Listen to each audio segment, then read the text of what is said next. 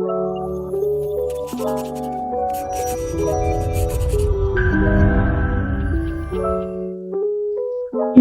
Sobat BMV, pecinta kitab suci. Bertemu kembali dalam pertemuan kedua BKSN 2023 dengan tema Kasih Allah Menggerakkan Pertobatan. Dalam siniar BKSN pertemuan kedua kali ini, sebelum kita mulai, mari kita bersama-sama menyatukan hati dan pikiran. Kita berdoa kepada Allah agar pertemuan pada kali ini berjalan sesuai dengan kehendak kita dan juga kehendak Allah. Mari kita persiapkan hati. Dalam nama Bapa dan Putra dan Roh Kudus. Amin. Allah Bapa yang pengasih dan penyayang, kami bersyukur atas kasih dan sayang-Mu dalam hidup kami. Engkau menyediakan waktu melalui gereja-Mu untuk kami menjadi semakin akrab dengan kitab suci, dengan Putra-Mu sendiri. Ajarlah kami dengan Roh Kudus-Mu, supaya melalui pertemuan BKSN ini, kami semakin mengenal kehendak demi Kristus Tuhan dan pengantara kami. Amin. Dalam nama Bapa dan Putra dan Roh Kudus. Amin. Nah, teman-teman, Sobat BMV pecinta kitab suci, BKSN sudah berjalan nih 1 minggu. Sekarang masuk ke minggu kedua. Tujuan BKSN itu kan supaya kita seluruh umat Katolik semakin akrab nih dengan kitab suci. Nah, setelah pertemuan pertama, gimana teman-teman Sobat BMV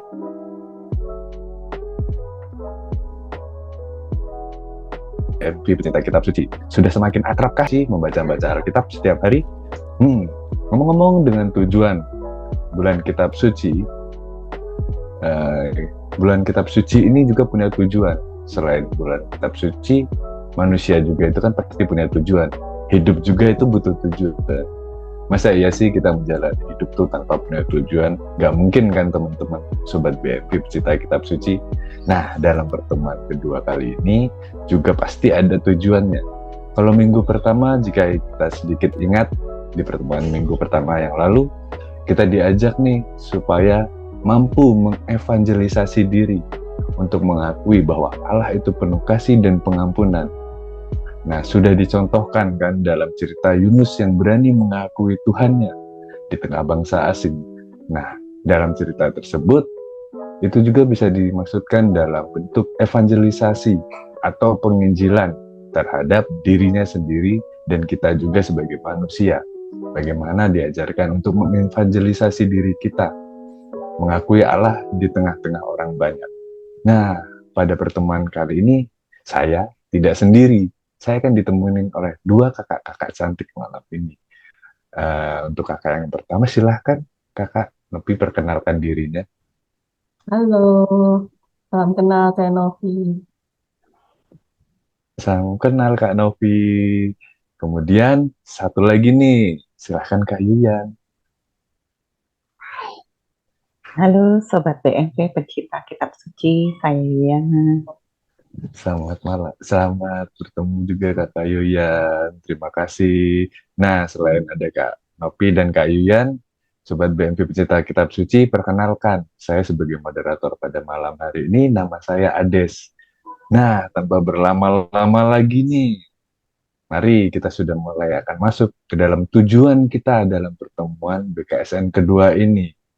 Nah, dalam pertemuan kedua ini, kita akan membahas sedikit tentang perjanjian lama dari kitab Yunus bab 4 ayat 1 sampai 11. Teman-teman Sobat BMV pecinta kitab suci yang menyaksikan ini, silahkan dibantu membuka Alkitabnya di perjanjian lama, di kitab Yunus. Seperti yang saya sudah sebutkan lagi. Nah, sekarang kita masuk saja nih ke dalam tujuannya. Mungkin Kak Nopi bisa membantu. Oke, thank you Kak Ades.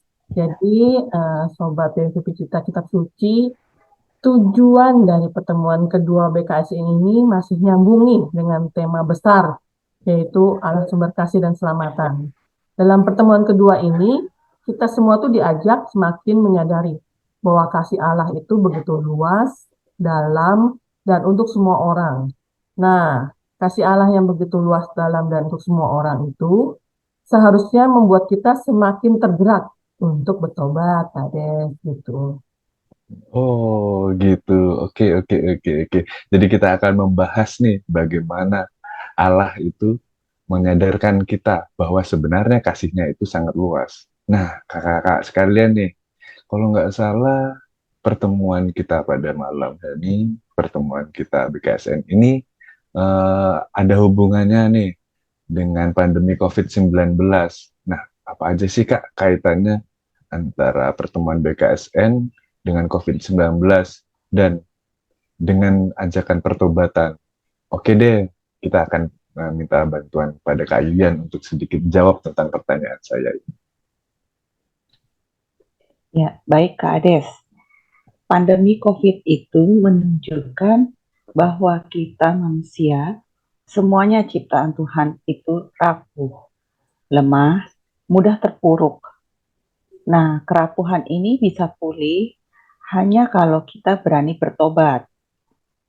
Ya dong, memang kita rapuh, tapi kalau berani bertobat, kita akan dikuatkan, dipulihkan. Jadi kita akan kuat lagi sebagai anak-anak Allah. Demikian Kak Hmm, Ades. Oke, terima kasih Kak Yulian. Oke, teman-teman sobat BMV pecinta kitab suci, seperti yang tadi sudah dijelaskan, bahwa kalau kita nggak bertobat, ya kita nggak akan semakin rapuh karena dosa-dosa kita ya. Tapi kan kadang bertobat itu juga males ya Kak ya. Mau ngaku dosa aja, kadang-kadang tuh kita males nih, ke gereja males ada aja alasannya. Kadang, tapi setelah kita ngaku dosa, udah janji mau bertobat, berdosa lagi. Mungkin teman-teman sobat BMP pecinta kitab suci juga ngalamin nih kejadian-kejadian kayak gini. Nah, itu gimana sih Kak Novi supaya kita tidak seperti itu? Bener ya. Maksudnya kita sering banget nih udah ngaku dosa, besoknya ngelakuin lagi. Jadi eh, kita sering dengar nih istilah tomat. Tobat tapi Iya, iya. kumat. Nah, Sobat BMV Pecinta Kitab Suci, pertobatan itu memang sebuah perjuangan ya, sebuah pergulatan hati, pikiran, perasaan, dan perbuatan. Nah, di sini kita akan belajar dari kitab Yunus bab 4, ayat 1 sampai 11 yang tadi sudah disebutkan oleh Kades. Di bagaimana pergulatan Yunus menuju pertobatannya gitu. Oke, oke, oke. Nah, seperti yang dijelaskan oleh Kak Nafi tadi ya, Sobat BMP Cita Kitab Suci. Jadi, pertemuan BKSN kedua ini sebenarnya masih nyambung nih sama pertemuan pertama. Tuh. Bagaimana kita akan mendalami kitab suci dari kitab Nabi Yunus lagi nih. Nah, kita sedikit review. Kalau kemarin kan, di pertemuan pertama, Nabi Yunus kabur, lari sejauh-jauhnya waktu diutus ke Niniwe. Nah, karena kita akan mereview, kita akan melanjutkan lagi nih dari kitab Yunus, gimana sih kelanjutannya ini? Yang akan kita bahas di bab 4 ini, gimana sih Kak Yuyat? Nah, betul. Dua kali Nabi Yunus diutus oleh Allah. Yuk kita buka Yunus bab 1 ayat 2. Juga buka Yunus bab 3 ayat 2. Coba deh baca. Sebentar ya, saya akan bacakan kutipan ayatnya. Pada bab 1 ayat 2. Bangunlah, pergilah ke Niniwe, kota yang besar itu. Berserulah terhadap mereka, karena kejahatannya telah sampai kepadaku. Nah, untuk bab 3 ayat 2, bangunlah, pergilah ke Niniwe, kota yang besar itu, dan sampaikanlah kepadanya seruan yang kufirmankan kepadamu. Coba deh baca. Nah, di kedua ayat tadi, perintah Tuhan kepada Yunus mirip-mirip kan? Ada sedikit perbedaan. Yang di bab 1 ayat 2, Yunus diutus untuk berseru karena kejahatan Niniwe kan? Nah, kalau yang di bab 3 ayat 2, Tuhan menegaskan bahwa Yunus harus menyampaikan firman yang sudah difirmankan Tuhan kepada Yunus. Nah, menariknya di perintah yang pertama, kan Yunus kabur, disuruh ke timur, ke Niniwe, malah ke Tarsis, jauh menyimpang ke barat. Di perintah kedua ini, Yunus nurut, tapi ternyata dia masih kesal, marah. Dia mengikuti apa kata Tuhan, tidak dengan sepenuh hati. Demikian, Kak Ades. Wah, Kak Yuyan dan Kak Novi menarik nih sepertinya untuk kita bahas. Sobat-sobat BMP Pencinta Kitab Suci, ini sebenarnya agak-agak menarik nih menurut saya. Kenapa menarik? Kok bisa nih seorang nabi marah dan kesal? Nah, pertanyaan saya itu kesalnya itu kenapa sih Kak? Kok seorang nabi bisa kesal dan marah ya? Dan marahnya itu sama Allah gitu. Jadi saya agak penasaran nih, teman-teman Sobat BMV, pecinta kitab suci yang juga membaca Alkitab tadi, kemungkinan juga akan nih juga penasaran nih. Yang saya ingin tanyakan nih sedikit mewakili mungkin ya, mewakili teman-teman Sobat BMV pecinta kitab suci. Marahnya Nabi Yunus tuh kayak gimana sih Kak Novi? Marahnya dia dan penasaran, emang marahnya Nabi Yunus itu karena apa sih Kak Novi? Bisa dibantu? Oke, sebetulnya kalau Nabi Yunus marah dan kesal itu manusiawi ya. Cuma ini Iya, marahnya kenapa hanya kepada Tuhan? iya. Kita bisa lihat di sini. Itu di bab 3 ada perintah Tuhan kan. Yang di akhir bab 3 Hmm. itu diceritakan kalau Allah melihat orang-orang Niniwe-nya bertobat. Ya, jadi Allah nggak jadi menghukum orang-orang Niniwe. Karena ini nih, makanya Yunusnya marah. Karena kita tahu Hmm. Niniwe ini kan musuhnya orang-orang Israel. Dan Nabi Yunus kan orang Israel. Jadi waktu Allah yang pengasih itu nggak jadi menghukum Niniwe, pasti kesel dong orang apa Nabi Yunus. Kita pun juga kalau sebagai Nabi Yunus mungkin kesel ya, kenapa Allah mau membela mereka gitu. Jadi Yunus punya pendapatnya sendiri yang belum sejalan dengan kebenaran Tuhan. Nah, terus kemudian di bab 4 ayat 2 disebutkan juga secara jelas bahwa alasan Yunus melarikan diri di waktu perintah yang pertama itu karena Allah yang penuh berbelas kasih itu menyesal atas malapetaka bagi Niniwe. Jadi marahnya si Yunus ini diungkapkan dengan permintaan mengambil nyawanya. Di bab 4 ayat 3, Yunus bilang begini, sekarang ya Tuhan, ambillah kiranya nyawaku, karena lebih baik aku mati daripada hidup. Nah, lu. Waduh nih, waduh nih Kak Novi, tambah seru nih pertemuan kita, sobat BMP pecinta kitab suci. Jadi seperti yang dijelaskan sama Kak Novi nih, sebenarnya masih sama nih kayak pertemuan yang di BKSN pertama, masih kayak di kitab Yunus bab 1, di pertemuan 1 ya. Yunus itu kan mengatakan seperti ini. Saya sedikit review ya, sobat BNP pecinta kitab suci. Yunus mengatakan seperti ini. Campakkan aku ke dalam laut. Yang artinya berarti dia itu kan pengen mati kan sebenarnya. Di sini juga di pertemuan BKSN yang kedua ini juga, dia juga tuh masih pengen mati gitu loh. Tapi Tuhan itu memang baik ya ke Yunus. Ya namanya Tuhan gitu pasti panjang banget nih sabarnya ngadepin nabi seperti Yunus gitu kan. Bahkan tadi dijelaskan sama Kak Novi bahwa eh, si Nabi Yunus ini sebel kenapa sih gitu kan. Nah sampai sini di pertemuan kedua ini di bacaan yang tadi sudah dibacakan, Nabi Yunus ini juga belum mati-mati ya.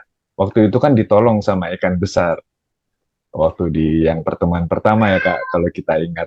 Nah, Ya. lalu bagaimana nih Kak, menurut Kakak tanggapan Tuhan atas permintaan Yunus untuk mati yang kesekian kalinya itu?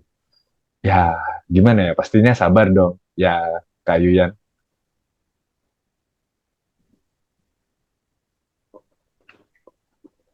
Oh iya, sudah pasti Kak Ades.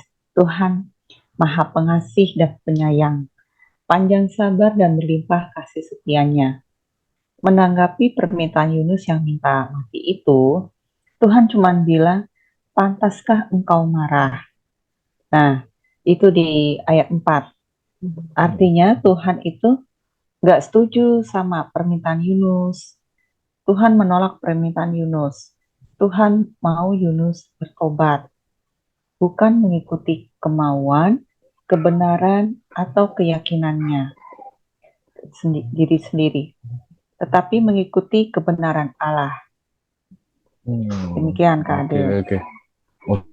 oke. Oke. Jadi paham sedikit lah nih, sudah mulai tercerahkan nih tentang topik kita di pertemuan kedua ini. Jadi sebenarnya Yunus ini kan nggak jahat ya Kak, cuma mungkin sebel dan marah aja. Kemudian dia juga bukan seorang pembunuh, bukan seorang pencuri, nggak juga melakukan perampokan.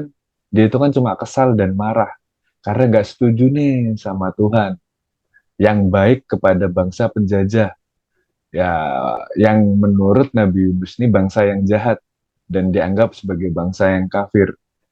Menurut pendapat Yunus kan seperti ini nih. Mungkin ya, masa Tuhan baik sih kepada orang kafir, kepada orang Niniwe? Ya enggak, Kak? Ya, benar-benar. Sebetulnya ini sepertinya cuma perbedaan pendapat kebenaran yang dipegang Hmm. oleh Yunus saja ya. Tapi marah dan kata kesal dan marah yang ada di awal bab 41 itu menggunakan kata dalam bahasa Ibrani yang sama artinya dengan kejahatan orang-orang Niniwe di bab 1 ayat 2.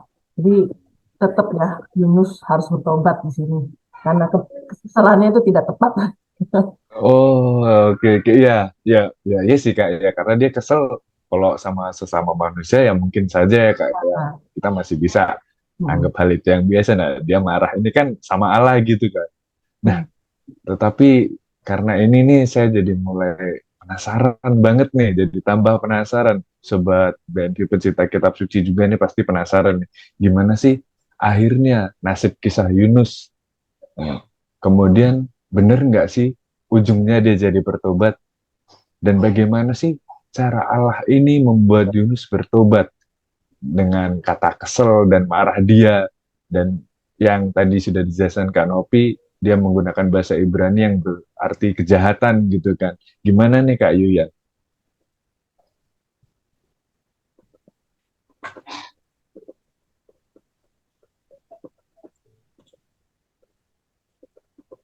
Baik, Kak Ades. Sebelum ke sana, kita lihat aksi Yunus berikutnya.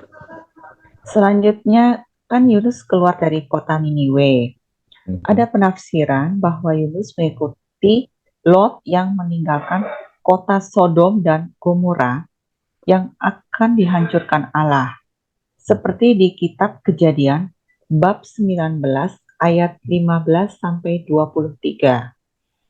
Di ayat 4, Yunus kemudian mendirikan sebuah pondok, duduk di bawahnya dan melihat apa yang akan terjadi atas kota itu. Jadi Yunus masih mengharapkan Tuhan menghukum orang Niniwe seperti Tuhan menghukum Sodom dan Gomora. Tapi Tuhan gak kalah. Ia panjang sabarnya. Ia membuat tanda lagi bagi Yunus. Tanda sayangnya Allah menumbuhkan pohon jarak dalam semalam.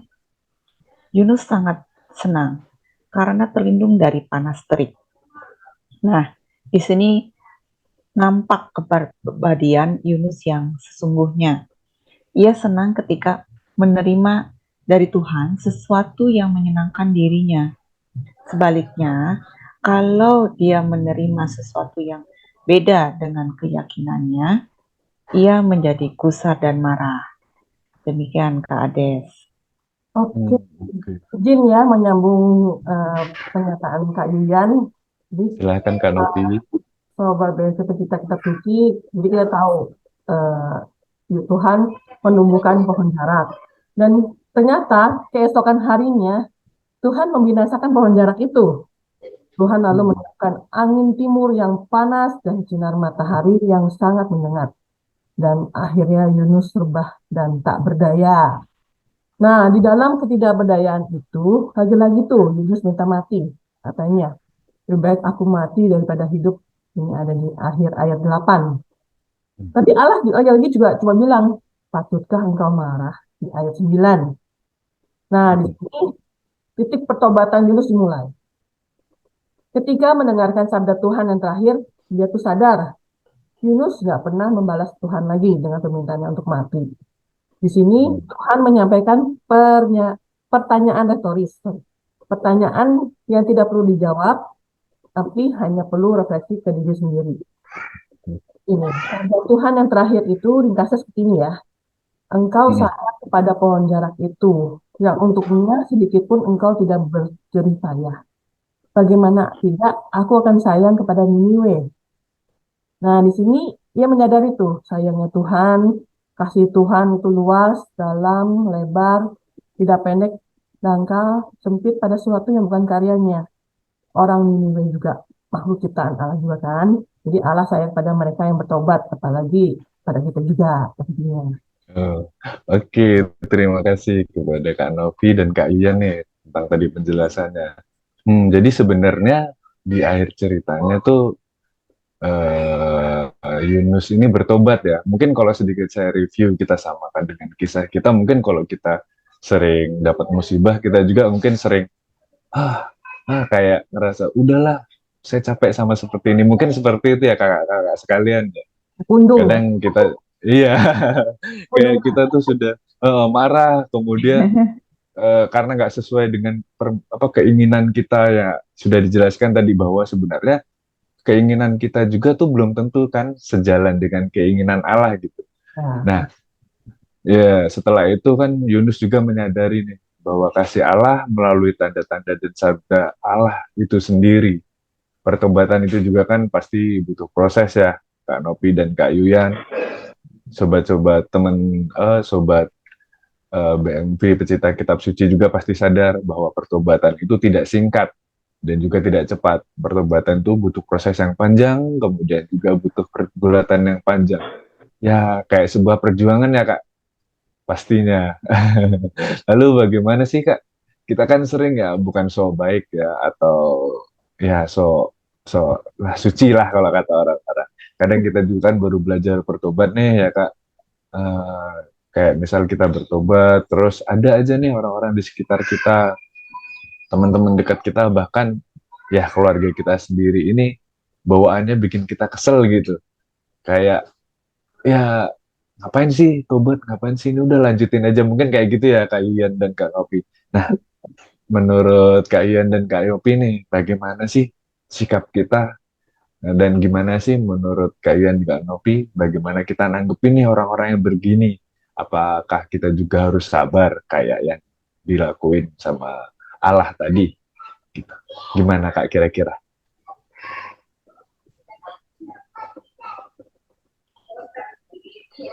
Ya, baik Kak Ades. Tugas kita kalau menghadapi ketidakadilan, orang yang nyakitin kita, orang yang nyebelin terus-menerus adalah sabar dan menjadi tanda bagi Tuhan, tanda kasih Tuhan. Kita seharusnya tidak menjadi marah seperti Yunus, tapi kita tahu orang yang nyebelin ini lagi diproses sama Tuhan. Orang yang nyebelin ini sedang dibentuk oleh Tuhan, sedang berjuang untuk bertobat. Kita kan nggak perlu bawa-bawa kitab suci, bacakan ayat-ayat buat dia. Yang kita tunjukkan bahwa kita tidak membalas. Jadi kita menjadi tanda kasih Tuhan. Kita doakan dia supaya segera ia merasakan kasih Tuhan. Demikian Kak Ades. Menarik sih nih. Ya, ada ya, uh, ada. boleh Kak Nopi mau tambahin silahkan. Emang sih kalau kita ketemu orang-orang yang nyebelin ya, kita nyebelin itu kita pengennya males loh pasti. Siapa Iya yang pasti. pengen males gitu. Cuma memang di sini kita diajarin oleh Tuhan bahwa kita harus sabar untuk ngadepin mereka. Dan Hmm. tidak mudah untuk menghadapi seperti ini. Karena ya kesabaran kita sangat tipis. Kita setipis tepat siu kali ya, kalau kata-kata orang. Iya, iya Nah, benar kita benar harus benar. belajar lagi, lebih dan lebih lagi untuk menjadi lebih sabar. Gitu. Kita doakanlah yang terbaik buat mereka, gitu yang bikin Oh, kita gitu aja sih. Kak Ades. Amin, amin. Nah, itu tadi Sobat Baby pecinta kitab suci. Sudah dijelaskan oleh Kak Novi dan Kak Ian bagaimana sih kita harus menghadapi orang-orang yang nyebelin saat kita sedang akan bertobat gitu. Kemudian kita sedang berjuang untuk melaksanakan pertobatan kita didekati atau orang-orang terdekat kita tuh membuat kita semakin sebel sama mereka gitu. Ya kan Kak Novi dan Kak Ian. Nah, sebenarnya mungkin ya kalau misalnya mereka buat kita marah, kemudian kita balik marah, ya kita bukan mewartakan Tuhan yang penuh kasih dan penuh kesabaran ya Kak Ian dan Kak Novi. Karena kan Tuhan itu mengajarkan kita untuk selalu menerapkan cinta kasih pada sesama. Terlebih apa yang kita lakukan merupakan citra Allah itu sendiri.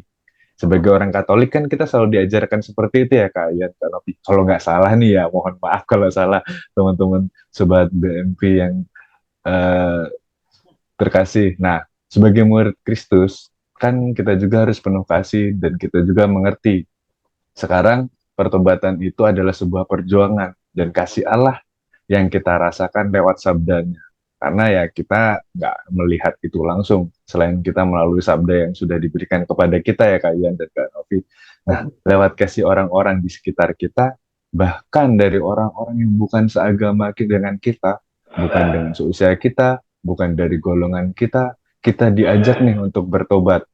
Ya. Nah, seperti itu. Karena kan kita juga belajar nih. Kadang belajar kan nggak hanya dari orang-orang ya yang seagama kita ya Kak Novi dan Kak Ian. Mungkin kita di tempat kerja atau di lingkungan bermain, kita juga kan diajarkan bagaimana kita harus mencitrakan Allah di tengah-tengah mereka. Ya kan kayak seperti pertemuan BKSN yang lalu yang tadi kita sudah sedikit review itu ya. Bagaimana Yunus mengakui Allah di tengah-tengah orang-orang yang tidak suka padanya gitu kan. Nah, meminta maaf jika ada kesalahan eh, itu juga merupakan suatu citra kita sebagai seorang anak Allah ya, Kak Yuyan dan Kak Nopi. Nah, Sobat BMV terkasih, sobat-sobat sekalian, pertemuan kita malam hari ini sepertinya sudah mulai akan selesai nih. Nah, kira-kira bagaimana sih Sobat BMP pecinta kitab suci tentang pertemuan BKSN kedua kita kali ini? Menarik nggak? Kira-kira semangat nggak nih buat pertemuan yang ketiga menurut Kak Yuyan dan Kak Novi? Kira-kira setelah pertemuan kedua ini teman-teman bakalan semangat nggak sih ke pertemuan ketiga?